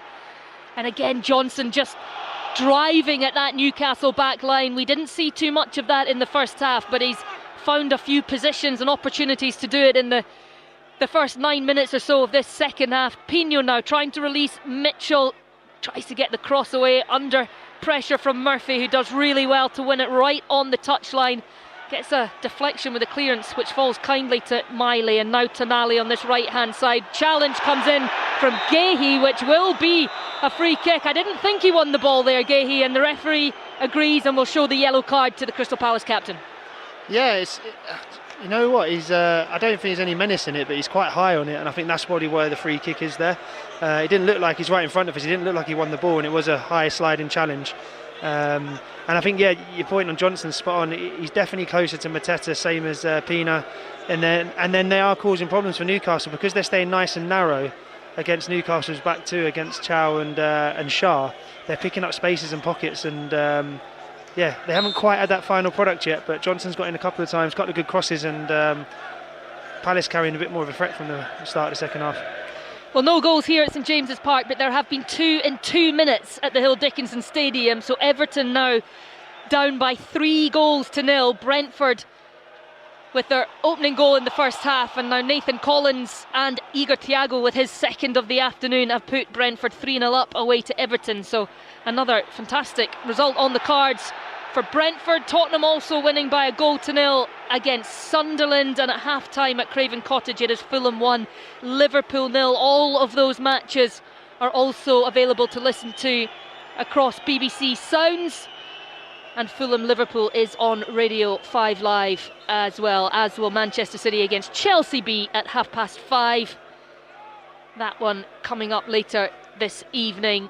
Chelsea managerless after Enzo Maresca left the club earlier this week. So Newcastle trying to create something with Anthony Gordon on the left hand side. He couldn't go forward though, had to go back, and it's like groan from the Newcastle crowd. They don't like to see their team go backwards here. It's very much front foot football they want to see, and Newcastle haven't really been able to do that too often this afternoon. Miley under pressure, gets the ball to Chiao, who looks for Murphy. Been quiet this afternoon. Jacob Murphy preferred to Harvey Barnes today on that right hand side. Palace now winning it back. Nice touch inside from Pino, but doesn't fall to either Mateta or Wharton, who were both lying in wait. No, they've been excellent, Palace. They've been much more aggressive in their press and the way they're getting after Newcastle, not allowing them any time, not going back, not dropping back into that sort of like low block that they had in the first half. And yeah, they really are frustrating Newcastle. I think Eddie Howe, I would expect him to make a couple of changes. Probably looking at Murphy, possibly Gordon for the two wingers, maybe Voltemade coming on. Just to mention to Lewis Miley, who's been absolutely fantastic, hasn't he? Playing out of position at right back, but every time he's had to defend, he's won his battles and probably showing the most composure on the ball for Newcastle in the calm moments. And maybe it might adjust it with Livramento or Trippier, and he goes into midfield. Yeah, there are options for Eddie Howe, certainly more options for him than there are for Oliver Glasner, as Mateta does really well to skip away from a challenge, but his pass is cut out by Scher. And it will be interesting, this position here, as the ball is played in towards Anthony Gordon. Henderson comes out of his box and heads it clear. This will be a really interesting position, because Devaney, who's just lost out to Gordon in that challenge, not a natural wing-back defensive-minded player, up against Anthony Gordon. As Newcastle tried to come down this right-hand side, Murphy trying to get the cross in, blocked by Mitchell, who gets it back from Gehi, will now go long, and that will be picked up comfortably by Scher and back to his goalkeeper. But that position and part of the pitch is going to be really interesting, with Devaney trying to fit into that right wing-back place and deal with the likes of Gordon. Yeah, and obviously it's the two lads who've come off the bench who are sort of filling them right side centre half and right back roles, so it might just be a bit disjointed, and he's not a natural defender, and Gordon's got in a couple of times now. So yeah, Newcastle probably going to need to be ruthless, and Palace maybe need to make sure that they show the ball to the left to stop that happening. And yeah, still patchy and still loads of turnovers. Yeah, and a good challenge there from Wharton in the midfield to win the ball back from Palace. Now Pino running at Newcastle's back line. He's got Johnson to the right, who he finds just inside the penalty area, takes the shot on, deflected, but Pino wins it back and trying to get the ball across to a number of players waiting at the back, but it's deflected, and Scher is able to wander away with the ball. He's got support as well from Guimaraes, who now spreads the play over to Miley. And Palace getting good positions but not able to really hurt Newcastle, as Miley again shows real composure to skip away from the challenge. Great feet and move clear and release Malik Chiao down this right hand side, gets it back. Joe Linton inside to Guimaraes, edge of the penalty area.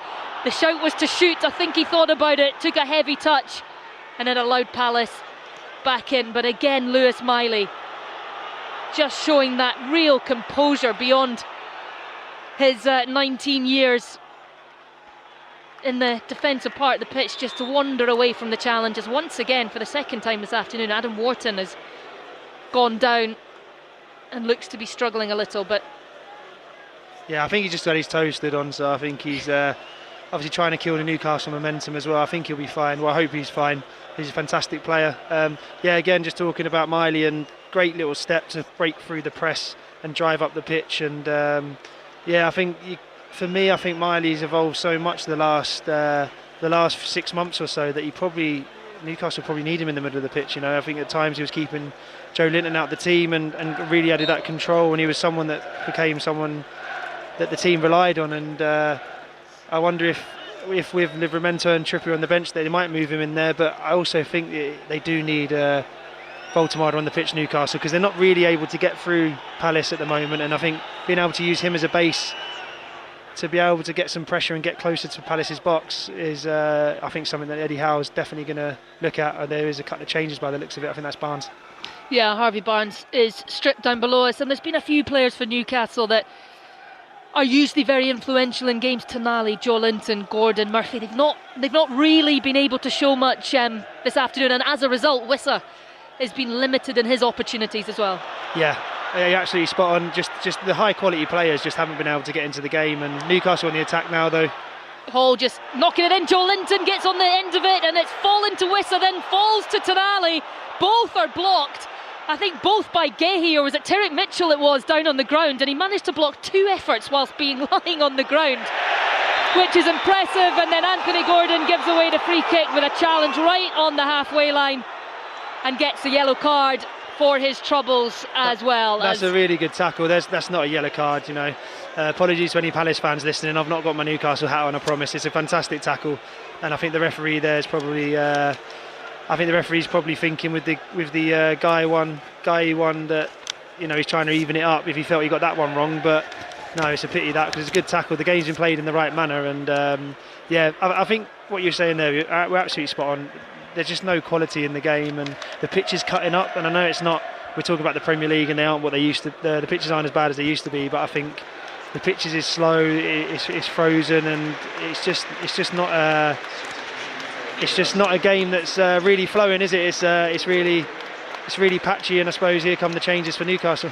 Yeah, 3 changes in all for Newcastle. Anthony Gordon, that yellow card, his last involvement. He has gone off to be replaced by Harvey Barnes. Lewis Hall also replaced by Tino Livramento, who is back on the field of play after his injury layoff, and Jacob Ramsey replaces Sandro Tonali. So Lewis Miley staying at right back for the moment, and Livramento on that left back position. Jacob Ramsey going into the midfield, and also Harvey Barnes as well. But it does look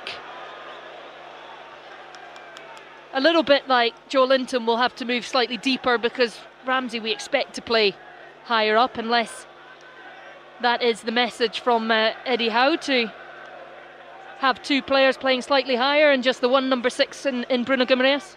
I think so. I think he's going to have to be brave, because they need to win, Newcastle. You know, they're in no danger the wrong side of the table, but they need to be pushing up and want to be challenging. I think also, you know, from experience, and not at this level obviously, but he's not just thinking about today, he's thinking about probably another 8 games that are coming in the next 2 weeks, and how he's going to be able to manage the squad. And I think a couple of these changes might be sort of predetermined, premeditated, due to the physical load that they're going to have to go through. It is an extreme physical load for Newcastle. 9 games in January, including this one here today, and 13 games across the next 7 weeks, which averages as a game every 3.7 days roughly. As Wharton comes forward, finds Johnson, he gets the shot away, saved by Pope.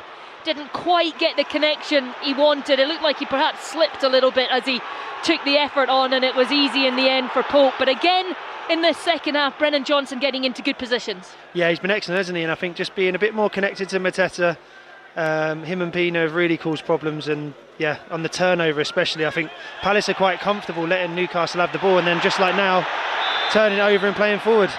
Newcastle though win the free kick. Still goalless here at St James's Park. We have had the ball in the net once, Anthony Gordon, in the first half, but it was ruled out for offside in the build-up. Johan Wissa had just gone early, so that denied Anthony Gordon a first Premier League goal from open play for just under a year. Crystal Palace have had one big chance through Hughes, but now Newcastle trying to release Wissa. He's trying to go between the 2 central defenders, goes down under the pressure. The Newcastle fans think it was sinister, the referee does not, and I think I agree with the referee on this time. Yeah, I think it's a good challenge, and it's good defending, but it's better from Newcastle trying to find Wissa. Mateta into the penalty area. It falls though for sure enough to get it clear, but only as far as Devaney. Wharton, and now over on this right hand side. I think the January window is massive for both clubs, isn't it? They both need reinforcements in different areas, because obviously Palace, I know they've got a lot of injuries, but they're on their bare bones, and Newcastle the same. It feels like Newcastle can't really make changes to affect the game. Voltemada will come on, but your gut instinct is that Wissa comes off, and that's not what you want to be doing when you're want to win a game at home. So it does feel a bit like both teams don't want to lose and don't want to sort of overreach, and it's very edgy in the fact that whenever any team gets possession, it's straight back, defending low block, and hope that you keep them out, rather than being aggressive like Palace did in the first 10 minutes.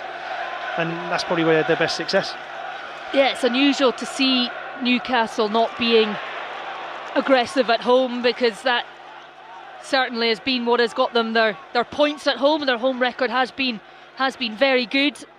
Away, not so good, but certainly unbeaten in the last 10 at home in all competitions. This has been a bit of a fortress for them, St James's Park, but today it has been muted. It has not been as intense or aggressive as we often see from them at home, but they do come forward now through Harvey Barnes, left side of the penalty area, trying to find the space from the cross, but Canvo does really well It does go out though for a Newcastle corner.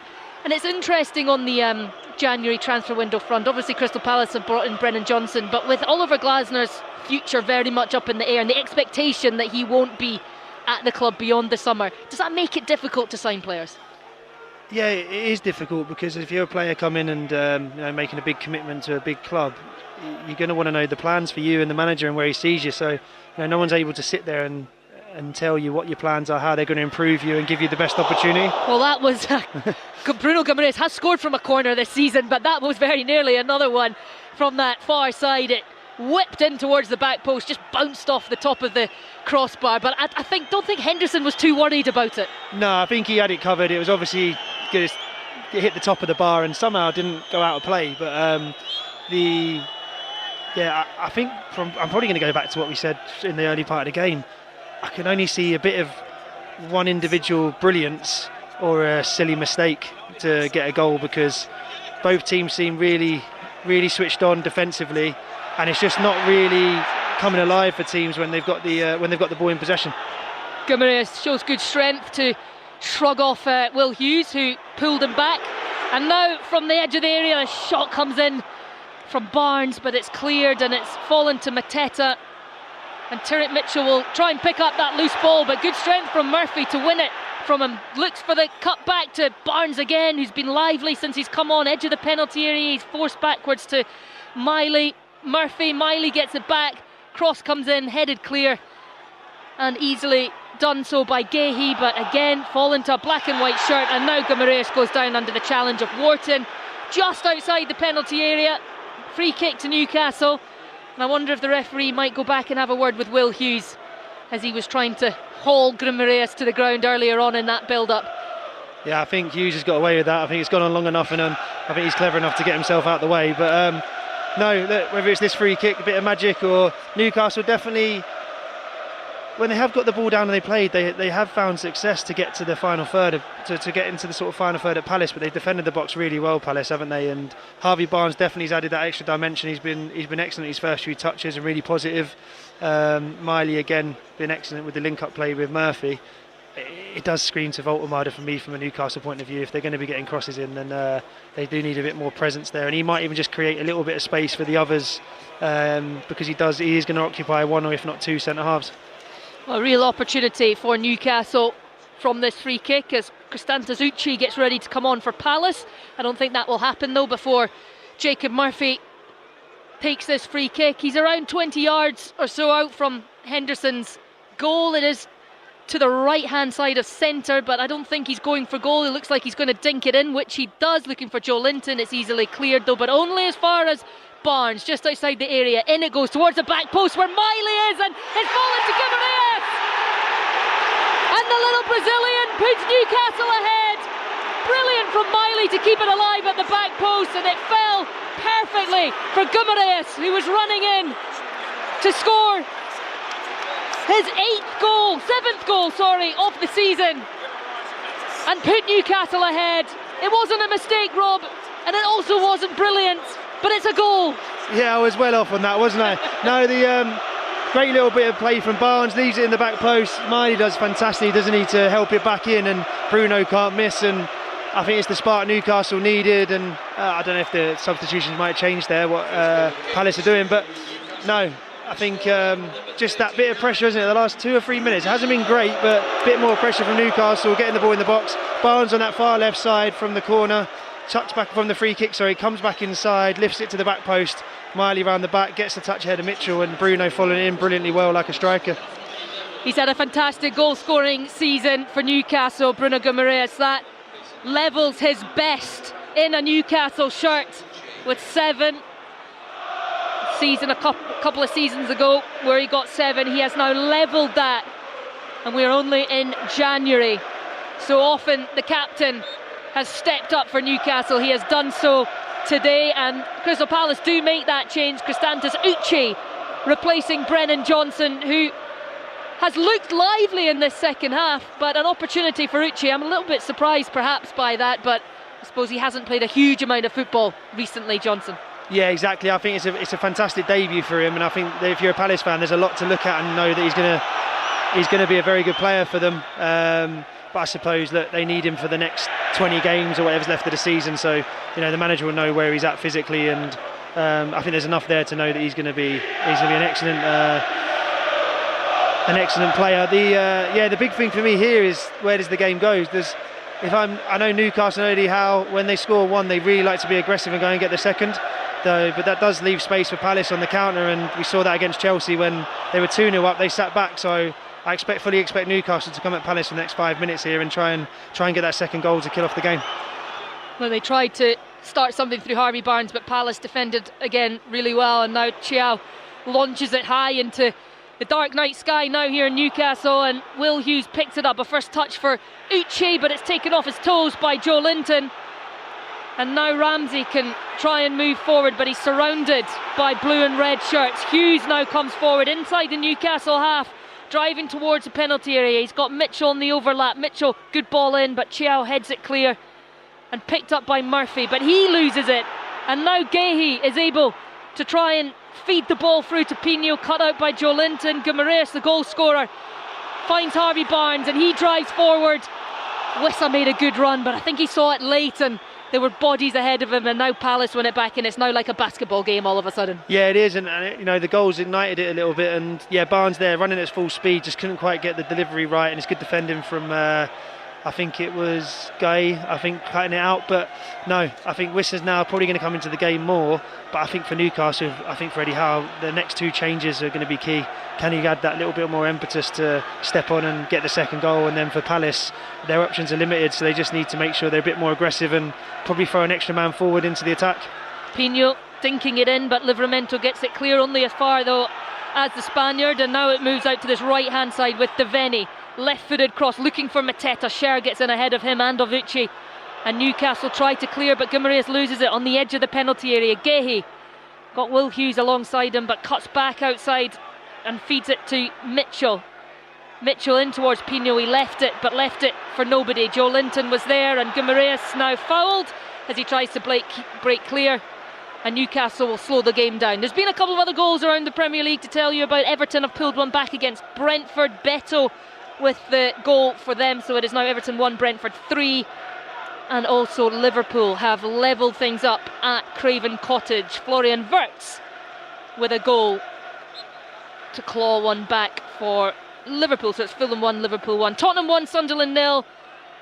Elsewhere amongst the afternoon kickoffs, Leeds 1, Manchester United 1 was the early result. Manchester City against Chelsea still to come, and it is Newcastle who lead here thanks to that Bruno Guimaraes goal against Crystal Palace. All the highlights from around the Premier League's weekend on Match of the Day this evening with Gabby Logan at 10:20 on BBC One. Joe Linton trying to feed Barnes, but it's deflected into the path of Canvor, who's now released Mateta. Mateta looking for Pino, the ball just behind him, but he will pick it up on this left hand side, but the offside flag goes up and Newcastle win possession back, and all of a sudden Crystal Palace are trying to turn the tide a little bit here. Yeah, they are. I'm just wondering whether they're going to... I think Mark Guy's stepped in a little bit because they're playing a back five, but I think with the game being the way it is, whether they push Devaney on higher and just go back to a back four, just so they get an extra attacker, because it does feel like they break through the lines at Newcastle reasonably well, but they haven't then been able to get that more clean strike. I think Johnson had that half chance which goalkeeper Nick Pope saved. I know he's dived to his right, but that's comfortable for Popey, and I think Palace just need to commit an extra man forward now, because Newcastle just look like they've got their tails up a little bit and looking for that second goal. Lewis Miley with the lovely ball in, looking for Wissa. Diving challenge there from Lacroix to send it out for a Newcastle corner kick. That was really nice, intricate play in the midfield from Newcastle though, before spreading it wide into the path of Miley. And when they do get that to work and get into that flowing movement, Newcastle, they can be as good as anyone in the Premier League. We just haven't seen it really today. No, we haven't. We've seen slight glimpses, but when there's space to play forward and play forward quickly, they are the best in the league in my opinion. And it's a fantastic ball by Miley, great defending to put the ball out for a corner, because Wissa was there behind Guy to get the ball. But I do wonder if Eddie Howe is thinking about the next sort of 8 games after this in terms of substitutions, because there's just no way that this squad's going to be able to go full tilt And just as I said that, the big man steps out onto the pitch. The man you've been wanting to see, Voltemada, preparing to come on. But first, Palace have to defend this current attack. As the ball in from Sher, great header, brilliant save by Henderson, and somehow the ball ends up going harmlessly behind. It will be a Newcastle corner, but Wissa has his head in his hands. What a brilliant save again by Henderson. Yeah, great save, great ball in by Shah, and I think it's Jacob Ramsey who gets his head to it. No, sorry, it's Harvey Barnes. Great save by Henderson. He parries it out, and it comes back off of a Palace defender and then goes out for a corner. Nearly fell to Wissa there, but Henderson keeps the minute, and Voltemada comes on, and especially with a corner. So should be interesting to see the next the next action or so for Voltemada. Can he make a big impact, I suppose? Yes, he is on in the place of Wissa, who goes off, so the two do not play on the pitch at the same time this afternoon. Ball comes in, and there is, again, bouncing around the area. It's in the back of the net, and it's Joe Linton and Chia, one of the two of them, I think, that has the ball in the net. It was in a crowd of people pinballing around, and somehow it's gone beyond Henderson. It's found the back of the net, and it looks like Malik Chiao has scored his third Premier League goal of the season to make it Newcastle 2, Crystal Palace 0. Yeah, it's just a corner into the near post. I think there's someone gets the contact. I don't know if Henderson half saves it or he hits the defender. It bobbles around and Chiao manages to poke it in. Really scrappy goal, probably sums up the game. But I think for me, it looks like that's the game done. I think at 2-0 now, Palace are holding on, but Newcastle getting that second goal. The new Palace not being able to make any changes now. It's probably the game for me. I hope I'm wrong for a Palace point of view, for the Palace fans out there, but just probably sums up the game, doesn't it? That sort of bobbly, horrible goal, and it's 2-0 suddenly without really any sort of patterns of play or momentum.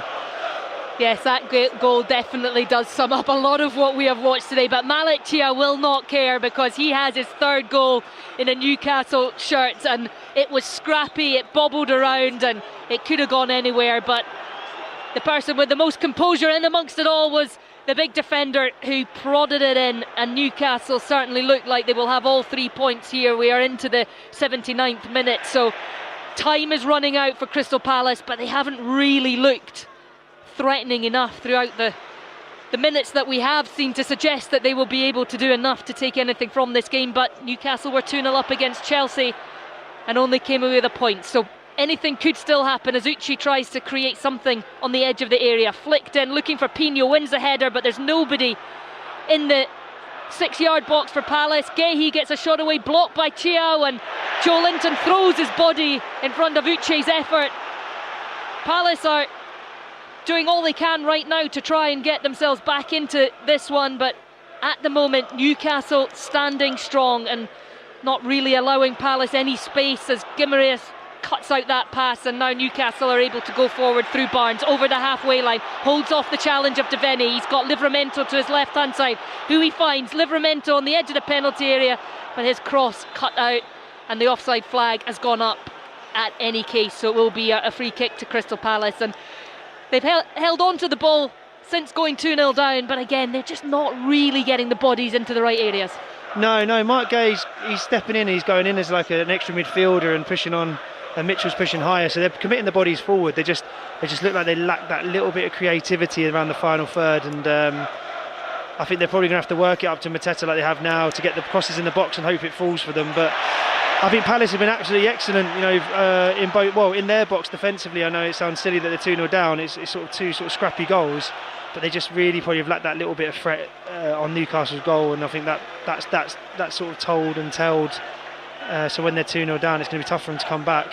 I wouldn't say never with this team because of the stuff, what they've achieved the last year or so, but yeah, they do look like with sort of the situation they're in with the injuries and the players, that it's going to be a real tough one to come back now with sort of 10 minutes or so left. Yeah, Newcastle of course have this crowd that has woken up a little bit here at St James's Park since the couple of goals, as Joe Linton comes forward again. Devaney does really well though to deny the pass through to Barnes, and now he has an opportunity to try and bring Palace up the pitch again through Wharton and Hughes. And again, we can touch on the bench as well for Crystal Palace. You know, Newcastle have been able to bring on players who are in great form like Voltemada and like Harvey Barnes to try and change their attack, whereas Crystal Palace, they just really struggling in terms of having tried and tested Premier League quality on their bench, young players in their bench. Yeah, they really are, and Delaney's done really well since he's come on, gets a corner there. But no, it's not been ideal for Palace, and their tired legs. You can see Will Hughes and Wharton, you can tell that they've been struggling. Obviously Klein had to come off. Guy, he looks like he's blowing a bit, and Mateta's obviously got no real support in terms of a second striker. So it is tough for Palace, but they're not give up. They've kept going, and they're a top team. I think probably what's let them down is that in the wide areas they haven't really had any creativity to someone to go and take someone on or pace in the wide areas, because they've obviously had Klein and Mitchell, who are more fullbacks than wingers. And I think the good signs are Pino, Mateta and Johnson in the 10s, fantastic, and will carry a threat. I think they could probably look to add some real aggression in the wide areas. I think that's probably what they're missing from today. Obviously once the other players come back as well, that will obviously help. Newcastle clearing the corner and then doing well to win the ball back. The ball played long to Murphy. I wonder if he was offside or not. The flag has stayed down, and anyway he's lost out on the edge of the area, but he's won it back, and now looking for Voltemada, but that will straight into the hands of Henderson. The flag does stay down, so I think he was onside as he broke clear there. Yeah, Pino tracked Murphy back brilliantly, tracked him all the way 80-90 yards, but he's struggling to get back into play now because he'll be tired, and that's obviously Palace. They can't make any more changes, so they're attacking players who've been on the pitch. Obviously it's been a hard graft for them, and they haven't really had loads of success from it. So I'm more worried for Palace now, that I think it feels more like Newcastle will get a third as Livramento goes forward rather than them getting one back. Well, they have Aston Villa at home on Wednesday night. Palace, as Newcastle come forward again. Voltemada just unable to get the shot away, but keeps possession, edge of the area. Guimaraes to Murphy. Murphy looking long to the back post, nobody there, but it will go all the way through to Barnes on that left hand side, who's got Joe Linton in support a little bit deeper. Joe Linton cuts it back onto his left foot, plays it up to Barnes, who skips away from the challenge of Devaney, plays it into Voltemada, but that's well cut out by Palace. They can't move forward though, because Newcastle are there in numbers to win the ball back. So it's Aston Villa at home for Crystal Palace on Wednesday night, and then Macclesfield in the FA Cup, and then after that they have the luxury of just a game at the weekend. No midweek football, and Oliver Glasner has said it will be like a second pre-season for them, which shows just how many midweek games that they've had with their Conference League participation as well. So it's been a challenging time for Crystal Palace, but perhaps an opportunity to get some rest and recuperation to come over the month of January. Yeah, definitely, and we had it ourselves when I was at Newcastle and we got into Europe. We had a very good season. The next season was a real struggle because the players, we just weren't used to as a squad playing Sunday, Thursday and every single week, and we had a lot of injuries. So I think this January window and that break there, the Macclesfield game, I'm sure there'll be an opportunity, you'd think, to, with no disrespect to Macclesfield, to rest some players and have that sort of break and bring some players in or get players back fit. So yeah, they're still in a fantastic position as a club, and Newcastle on the attack again. Barnes down the left hand side is cross into Joe Linton cut out, but Livramento picks it up, left it edge of the penalty area, just driving into the midfield to Scher, and now it goes back onto that left hand side. Lovely little ball in behind to Barnes, dinks it looking for Voltemada over his head. Murphy is there though, but he can't really get it under control. It will be a Crystal Palace goal kick. But Harvey Barnes has been really lively since he's come on, and I know there are a number of Newcastle supporters that are asking the questions of why he perhaps hasn't got the opportunity to start ahead of Anthony Gordon, who has struggled a little bit this season. Yeah, it's probably a valid point. I think the big thing with Gordon is out of possession. He's such a threat. He puts a lot of work in, and he's got that real tenacity in the way he runs and the way he plays, and he has got a lot of assists and supported the team. But Harvey Barnes, I feel like, is really coming into his own. I think he's starting to get comfortable with playing at St James's and sort of playing for a big club, and he's been exceptional every time. I think he comes on, he does really well. There's times where he's started where I think probably he needs to improve and make sure that he's having that same impact for 70-80 minutes, but I think with the amount of changes Newcastle constantly have to make and the injuries, I don't think anyone's really had the chance to get into the real flow and be able to get into a real flow and be able to sort of really nail down their place over 6-7 games, because Eddie Howe's having to manage the physical load, and they're sort of having to change shape and change shape and positions all the time. So I suppose from a Newcastle point of view, they hope that once they get through this period, they can bring a couple of players in, get the players back from injury, and people can start settling into their roles. Well, that was a concussion substitution earlier in the first half with Jefferson Lerma going off. We weren't sure if they had called it a concussion substitution, but they must have done, because both teams have an opportunity for a fourth change. And Newcastle bringing on Joe Willock, who will replace Jacob Murphy, who's just gone down to get a little bit of treatment there, so no risk taken. But Crystal Palace making a triple change, and a real opportunity for some of their youngsters. So Caden Rodney has come on in midfield. He's replaced Adam Wharton. He's made one Premier League appearance this season, the 21-year-old.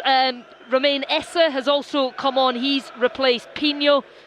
And Joe Drakes-Thomas, who has certainly raised a few eyebrows with his performance against Cups in the Conference League, he has come on to replace Mateta up front, the 16-year-old. So high hopes for Joe Drakes-Thomas, and an opportunity for him to taste some Premier League action for the second time this season. But it is Voltemada who's driving forward, and it is Drakes-Thomas who takes one for the team early on by clipping the heels of Voltemada and stopping that break from Newcastle. And Newcastle will get the free kick, and Will Hughes is struggling in that midfield, and he will have to play the final 2 minutes, because there's definitely no more changes available to Crystal Palace, who are down by 2-0 here at St James's Park, and now face a free kick. Yeah, I feel for Palace, that they've been put in this situation, and I think the manager's obviously getting the young lads on for some experience. He probably knows the game's gone and it's great for them, but you've got Will Hughes, has obviously been struggling with a hamstring injury. He's feeling his hamstring now, so you hope that isn't another injury. But knowing Hughes the way I do, and obviously how committed he is to Palace, that he'll carry on regardless. But yeah, it's tough when things are going against you. They really go against you, and Palace have been better than the scoreline sort of reflects. But understandably so with the injuries they had and the options he's got. Well, it was a hamstring that forced Will Hughes off in their last game. He was past fit for this one, so certainly hopeful that that's nothing that will keep him out for any length of time. He's just dived into a challenge and won a free kick, won a throw-in for Crystal Palace, so nothing really stops him, does it? No, it doesn't. He's a warrior. He's been brilliant today for Palace. He really has. It's been tough in there. Him and Wharton having to deal with Newcastle's midfield three. We know how good and powerful they are, and they've overall done a good job.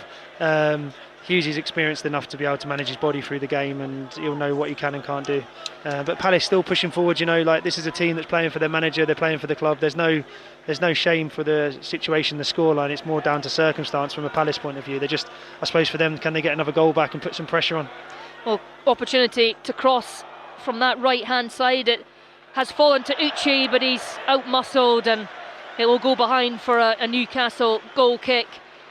There has been another goal in the Premier League. Sunderland have levelled things up against Tottenham. Brian Brobby on the score sheet for them. So 3 games into the final minutes. Everton 1, Brentford 3, Tottenham 1, Sunderland 1, and it is Newcastle 2, Crystal Palace 0 here at St James's Park as we go into 5 minutes of added time. Fulham against Liverpool kicked off 15 minutes late due to a medical emergency, so they are just entering the 80th minute at Craven Cottage, and it's Fulham 1, Liverpool 1. Coming up later this evening on 5 Live Sport, you can hear full commentary of Manchester City against Chelsea. Voltemada just losing out in the air to Canville, but it's gone out for a Newcastle throw-in just on the halfway line. And Newcastle, I'm sure, will start to take their time over these set pieces, just see this game out, and it's been a good start to 2026 for them. A 2-0 victory, couple of goals, albeit one in particular very, very scrappy, but they will certainly take anything in this congested schedule. But that's Harvey Barnes released by a brilliant ball over the top, and Lacroix's trying to get back, but Harvey Barnes gets the shot away, saved, and then on the follow-up, Joe Willock misses an absolute sitter. It was an open goal for Willock. Henderson was out of the game, and he's just put it past the post. That should have been Newcastle 3, Crystal Palace 0, but Palace somehow survive. I don't know how he's missed that. I don't know what's happened. The first ball through, Chow with a bit of lovely skill there, and Miley again connecting and putting Barnes through. His fantastic first touch with the outside of his foot as he's running on the bounce, and yeah, tries to put it in the bottom corner. It's an excellent save from Henderson. It falls to the middle of the goal. 8 yards out, 9 yards out? Willock coming onto it. He's just got to put it in the middle of the goal, and I think he tries to side foot it back across Henderson when there's not really any need, and puts it a foot wide. And yeah, it really should be 3-0 and then definitely game over, although it does look like that way at the moment with just 3 or 4 minutes left. A disappointing moment for Joe Willock, who's been starved of game time really this season. He's not really found the form that he had when he arrived in Newcastle, and that was certainly a glorious opportunity for him to taste Premier League goal scoring action once again, but somehow puts it wide of the post. Drake's Thomas doing really well to keep possession under pressure, trying to feed Uche, but Newcastle able to get a foot in and win the ball back. And Nick Pope will clutch that in his hands and take his time over this, well, as long as he's allowed to these days with this new rule. Are you a fan of this new rule? No, I'm not. I like the concept, but I think the actual practice isn't great because it just doesn't give teams a chance to get set. So I think it could be at the referee's discretion, start saying 5 once he feels like, if the referee feels like the goalie's taking too long, then start the count from 5. At the moment, it's like the rule when we started adding extra time for everything that happened, and it was about 15 minutes of extra time every half. And I think it's just the concept's great. I think the reality needs to be improved. It's not really been an issue today, but I'm just looking from a Palace point of view, like Drake Thomas there, obviously some lovely bit of footwork, and such a young kid to come on in this environment and that composure is another positive for them.